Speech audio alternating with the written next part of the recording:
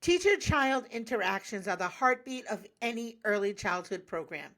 But what happens when a director is deeply involved in shaping and supporting these interactions?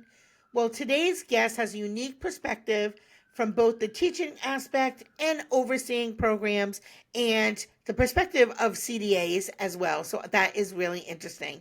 She's going to share how the director's role can strengthen the relationships between educators and children, leading to more successful learning environments. So today it is my privilege to introduce Raina Woodside Hayward, Howard, Howard, How not Hayward, Howard, affectionately known as Coach Ray. She is from New Orleans. She's a New Orleans native who has been in the ECE field for 14 years. She has served in many facets. She is most notably known for being a pre-K teacher and currently an instructional coach for the local CDA program. She also has her own educational service program called Hey Coach Ray. So, hey Coach Ray. Hi, Erica. Well, welcome to the Childcare Directors Chair podcast. I am super excited to have you because she's also a listener, which is so exciting. I love when my listeners come on the show. I just love community and collaboration. So my mic is your mic. So let's do it today. So she snowed in today. So, like most of the country, it's freezing and we have snowstorms everywhere. So, the good news is, we can drink some cocoa. That part. I can All take some right, birthday cocoa for sure. for sure. So, let's talk. Well, let's talk a little bit about some of the traditional ways. We'll talk some traditional and non-traditional ways. But what are some traditional ways that you support teachers as they go through professional development or classroom resources? And how do you think those methods impact teacher performance and confidence? So if I had to talk about traditionally what I do, I would say traditionally making sure that professional development is available and accessible. So I would say making sure that they have access to like our childcare resource and referral programs that provide like these free professional development with a lot of variety of topics to make sure that they're able to not kind of zero in on one topic, but that they're getting a plethora of topics to be able to choose from. I would say another sort of traditional way is making sure that they do have professional development time allotted in the center. So making sure that whether it's bringing someone in or a lot of times traditionally when I was inside of the center, I did them myself because I'm a licensed trainer. So just making sure that they had those opportunities to strengthen what they already knew, or for my novices that are coming in to make sure that they get a really good, strong foundational introduction to various ECE skills and concepts that they really, really need to know. I have a question for you. So, what are your thoughts about, or have you ever tried, when you have novices in your program, do you do different trainings for your entry level people and then different trainings for your more advanced people? Do you typically do them together? What are your thoughts about that? I absolutely love that question, Erica. I actually have a template that is made. So when I was a curriculum coach at a center, that was actually something that that particular director at that time was huge on. So she and I actually collaborated together and came up with, I would say, this like PD schedule of sorts. Like I would have entry level teachers take these classes that were highlighted in blue, and kind of my intermediates take these classes that were highlighted in yellow, and my more advanced or experienced teachers kind of took these classes that were highlighted in blue. I mean in green, excuse me. So I would say that it was very, very particular to that particular teacher. So it wasn't somebody that was a novice that was taking a class for a more advanced person. So Yeah. for me, I'm very much a proponent of making sure that it's really individualized. Yeah, and I think that that's so important. And I don't know about in your state. Do you guys have individual professional development plans? Is that something that's required in your state? It is. Yeah, our state too. So I think I always I think I and I can see the pros and cons in everything. I do agree with you that more advanced folks need to have training that challenges them and helps them, move to that higher level of thinking. Yeah, But then I also love when they come together too and they collaborate and yeah, they share ideas because sometimes new folks will come in and they'll have some really great ideas, and so sometimes they don't have the opportunity to share them with folks at the higher level. So I always think it's nice if you can figure out strategically how you can maybe have a combination of both, because I think that there's such a wealth of things that happen when people collaborate together. Wouldn't you think? definitely. Yeah. Yeah. So, and then let's talk a little bit about teacher performance and confidence. Like, how do you, or what ways do you think that when teachers are really set up for success, what have you seen in your experience in terms of their performance or confidence levels? I think one of the best ways to assist in making sure that teachers are honestly set up for success and feel confident is when you feel like you know what you're doing, right? Hmm. When you come in as a novice teacher, sometimes, and I won't even zero in on the novice teachers, even when you're an experienced teacher in a new environment, Hmm. you can honestly not be so confident because you're somewhere new. It's not familiar, it's not as comfortable. They may have certain methodologies and nuances, that are a little different from where you were before. So I think making sure that you're super supportive to that teacher, making sure that you're present. I think so Hmm. many admin and directors, they feel like there's a huge dichotomy between them and the teachers, but there really isn't. You want Right. to make sure, just like you want to be supported as admin, those teachers want to be supported and they want to feel comfortable. When they feel comfortable and they feel like you're approachable, to where if something is going on with them, they can come to you and you understand and you work with them, and it's a collaborative effort to get them where they need to be, they'll definitely shine in the classroom. And it's about learning your teacher's language too. I think some Mm. people feel like you can kind of blanket every teacher. Every teacher doesn't need the same thing. You have to know, and you have to know when to step in. Sometimes when to say the old saying, you have to know when to hold them and know when to fold them, kind of thing. I love that. Yeah. I think too sometimes where directors some may miss the boat is the teachers who are doing a really great job, they sometimes get overlooked because they're doing a great job, and they really do need you to still plug in with them, because that's how you sometimes really lose those great teachers. And it isn't, everybody says, oh, it's the money. It isn't, because I've seen people leave centers to make less money at a place that they feel valued.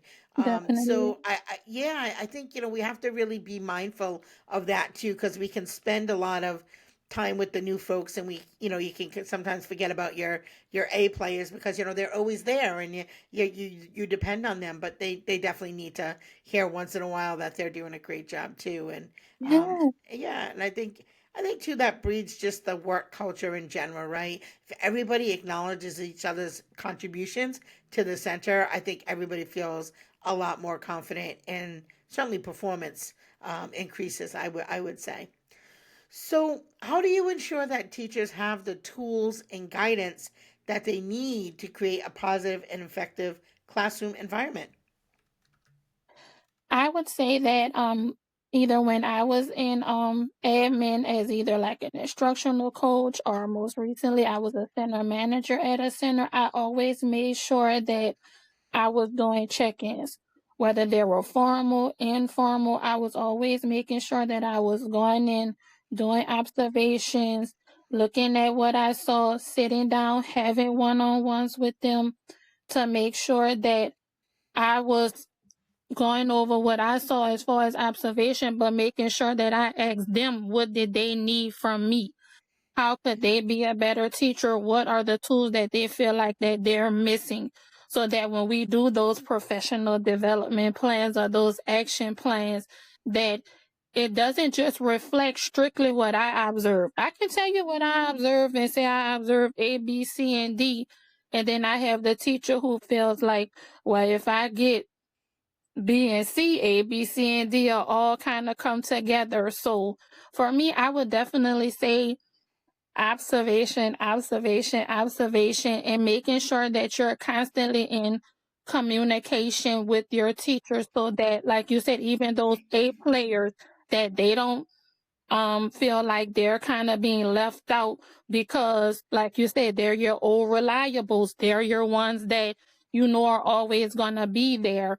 But there are always still things that you can work on, even as an A Mhm. player, things that you can do better. Sometimes as an A player, I will say, having been an A player myself, you can get kind of get that spirit of complacency sometimes. And sometimes you need that person to stay on you like, okay, A player, I'm seeing a little A minus here. What's going on? I love it. I love it. And so there's a couple, you said so many great things. So thank you. So there's a few things. I think that when you observe in a classroom, you really are doing your teachers a service because when you start getting to high level, high quality programs, there are going to be lots of people that come into your programs, whether you have a QRS, whether you're going through accreditation, whether your teachers are getting CDAs. There's going to be lots of people coming in with clipboards and doing observations. And so the more comfortable and natural that your teachers feel in that environment, because let's face it, someone you don't know comes in a room with a clipboard and they start writing things down, you're like, oh shoot, do they like me? Did I do the thing right? Did I do the thing wrong? Right? So I think that we really are doing our staff a service by, of course, Mhm. giving them that feedback, but also allowing them to just get really comfortable with just doing their normal day to day amazing work that they're Right. doing, whether somebody is taking notes or not. The other thing I love, you're like observe the A players. Don't forget to get observations of yourself, of your own skills, because directors, we can get to a point where we think, well, I'm the know it all, be it all. Like, you better Mhm. ask your staff how you're doing in your job too. And I still do that as an owner. I'm like, what can I do better? I love feedback, and I don't need you to tell me I do everything great. I'm looking for what I need to improve on.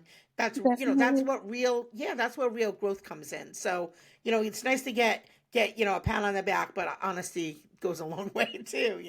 Definitely.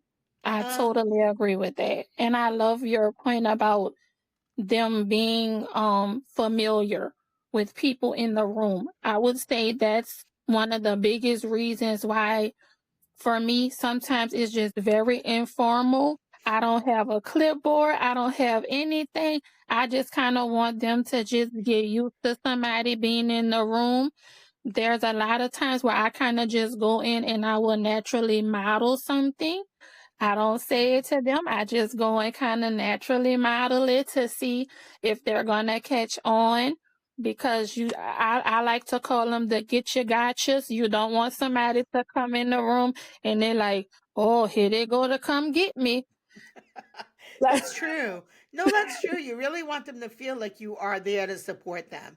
Yeah. So that's great because you just segued right into my next question.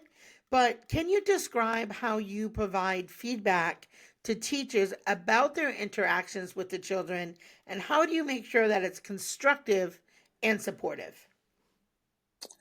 I would say from a traditional sense, we do things like action plans and, feedback lists and things of that sort where it kind of, it's very black and white in a sense where it's, kind of your strengths and your things for improvement. And it's very, generalized in a sense where people do action plans and that's kind of what they ask for. I would say from a more non-traditional sense for me, I will go over those things and I always tell them, all right, I'm taking off my director hat and now we're going to talk about it. And I'll say, I saw you doing such and such. with this child. Can you tell me what you were thinking about right there? Yeah. And then they'll kind of be more comfortable to just tell me, and they'll say, "Oh, Miss Ray, I was thinking about this," or "You came in and I kind of got tongue tied and I didn't know what to say." And then I kind of just assure them that it's okay. I was just in there, it's not a get you gotcha kind of situation. I'm not in there to just tell you a laundry list of things that you're doing wrong. What do you think that you could have done differently in that situation? And I kind of put the ball in their court to see if they notice certain things so that they can tell me. And then a lot of times I use that into their actual plan. And then that's when I go in and I really say, okay, this is what we need to work on. Because I want to know that you noticed it too. I don't want it to just be strictly a whole bunch of things that I noticed, or like I always say, this laundry list of things that you didn't see or you didn't do right. I just want to see what did you think about it and kind of let it be more of a natural conversation versus just and anybody who knows me knows I feel like I'm very professional, but I'm not super formal. I'm not the frigid girl that's going to say, okay, let's go over your strengths and your for improvement. Like, that's not me. Yeah. I like to make people feel very comfortable.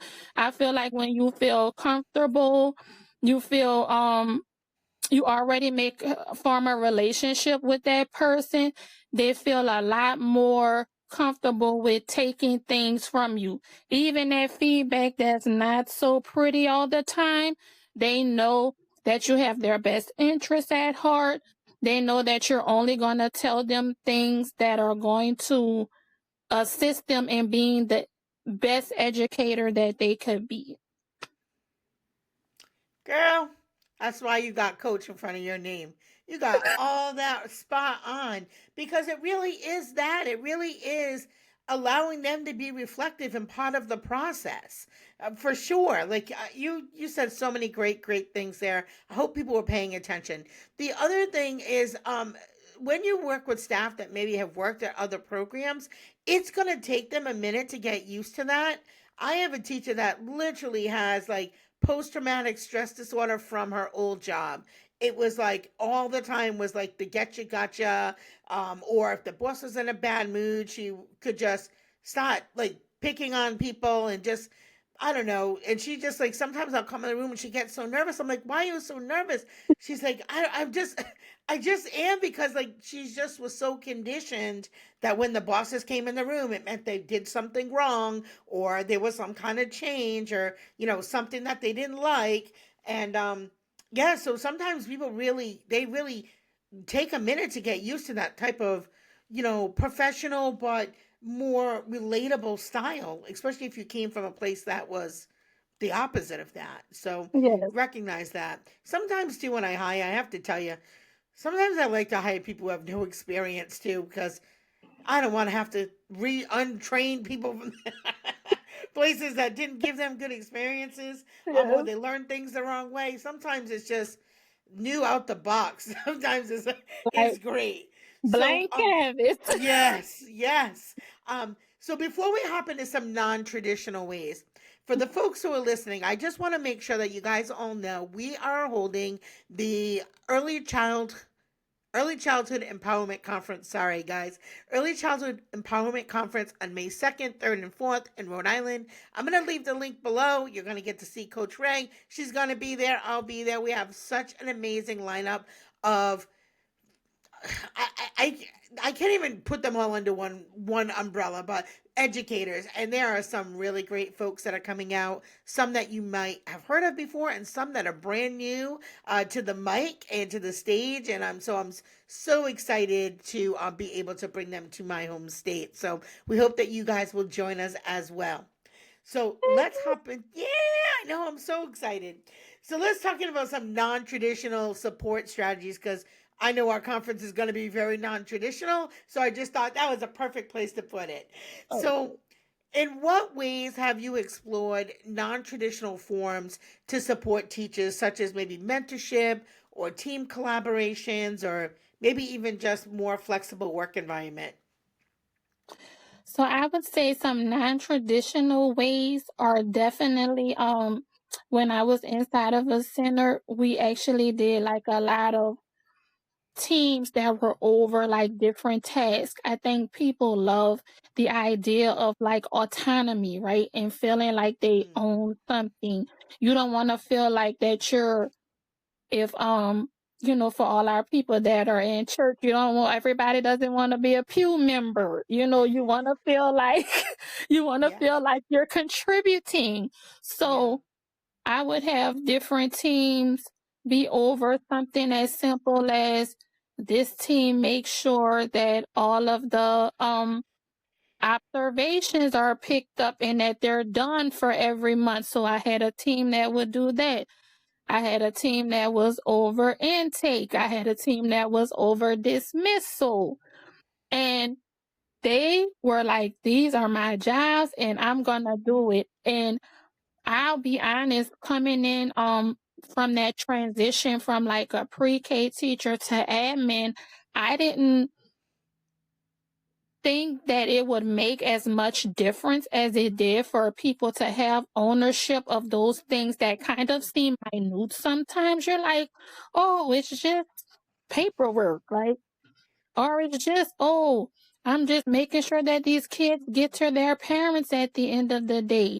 We also had like an event coordinator, so every national Oreo day, all the national days, she was over like making sure that everything was done for the national days. We had like a national adopt a pet day, and she was like the coordinator. She got these like stuffed animals, and the kids adopted them, and it was just a whole thing. So for me, I've always been a person that, like you, Erica, I love collaborating, I love team, I love community. So for me, I'm always looking for who can I pour into to set up for success, just like somebody poured into me. And I know so many people who don't have that, whether it's in the center, whether it's just in our field sometimes, period. I feel like we lack a lot of that support and we lack a lot of innovative support. I think sometimes we kind of want to just sit on, and I like to kind of call it, the dinosaur culture. We kind of just want to sit on what we've had for 60 years, but we have to realize that the landscape is changing. We have new generation of people that's coming in, and even the ones who there, they want to feel like you're being intentional about thinking about what kind of ways can I help set you up for success? What kind of ways can we collaborate? What kind of ways can we just make this a team building culture? So I know for me that that's kind of one of the ways I like to kind of do team based things where everybody feels like they own something and it's not just this I'm at the top and you're under me sort of hierarchy. Yeah, yeah, for sure. I love mentorship. I've done mentorship a long time. I've really been thinking a lot about, as I've gotten older now, sponsorship.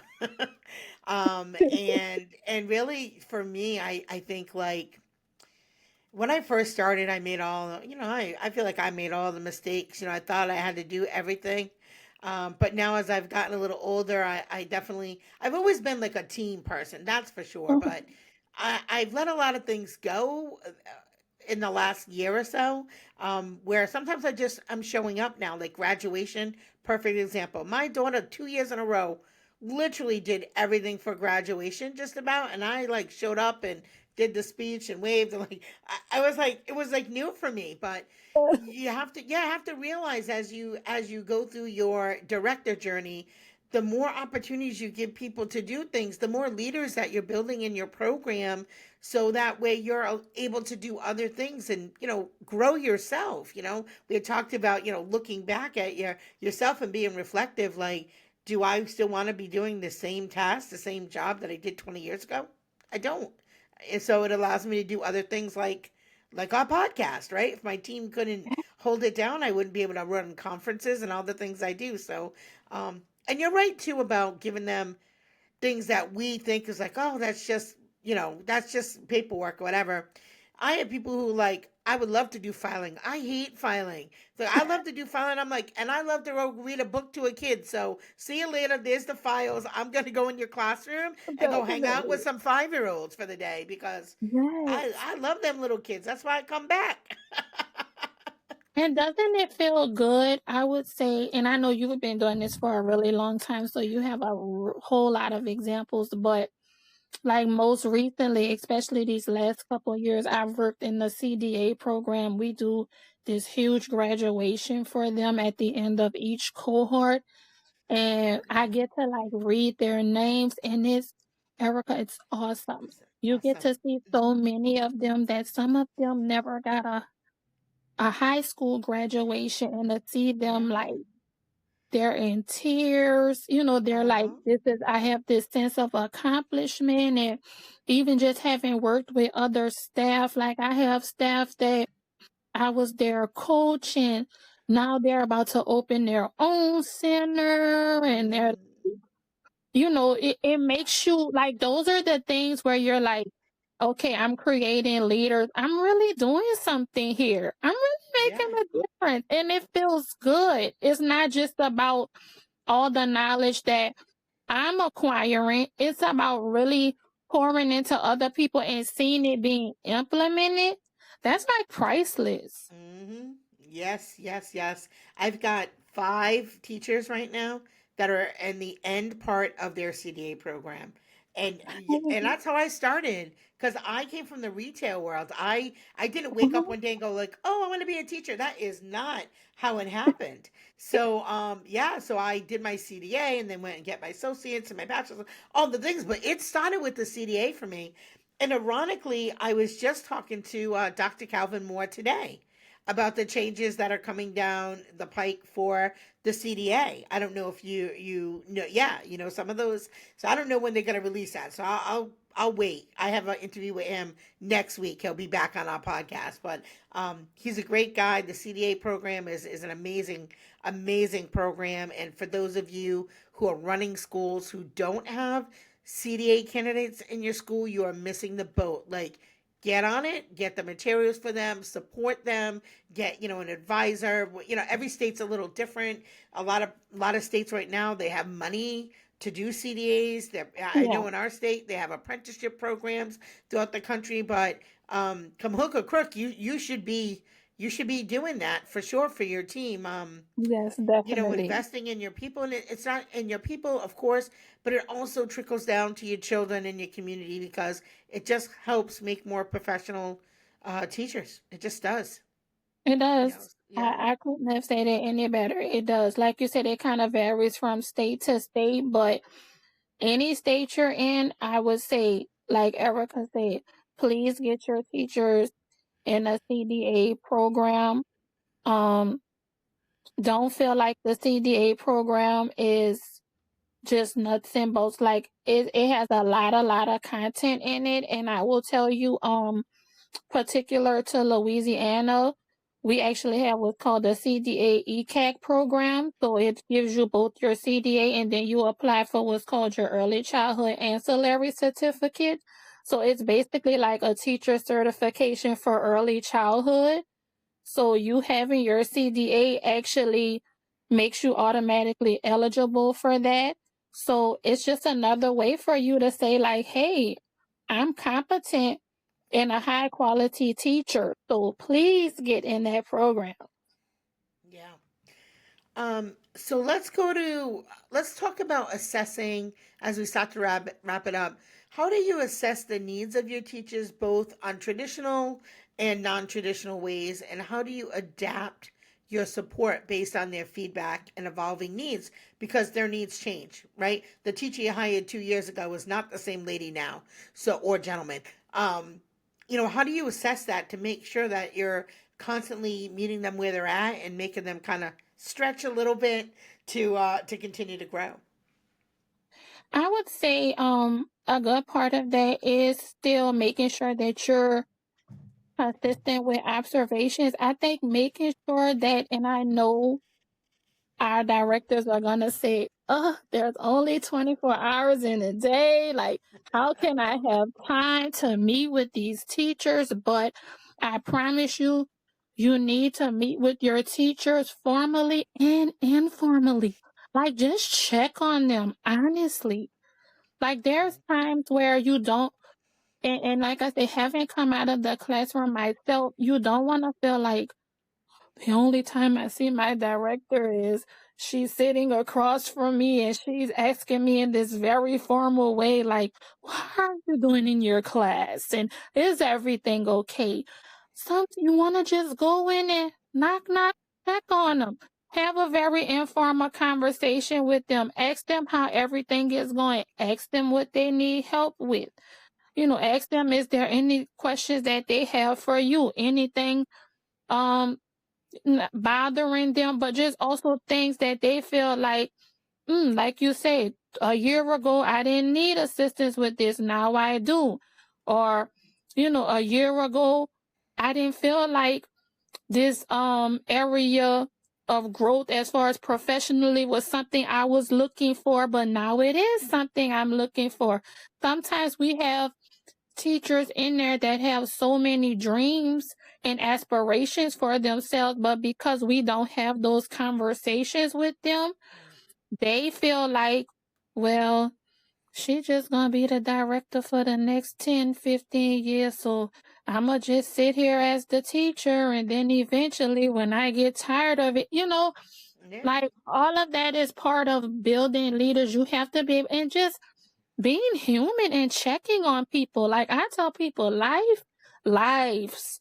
And you just want to know that somebody is there, not just as your Yeah. coworker, not just as your admin, not just as your director, but somebody who's a co-collaborator with you in this center that genuinely cares about your goals, your aspirations, the things that you want to do. So I know for me, I'm very non-traditional in that. I will go and just sit down and ask you, well, how are you doing it? I Hmm. remember you had this going on and you were talking to me.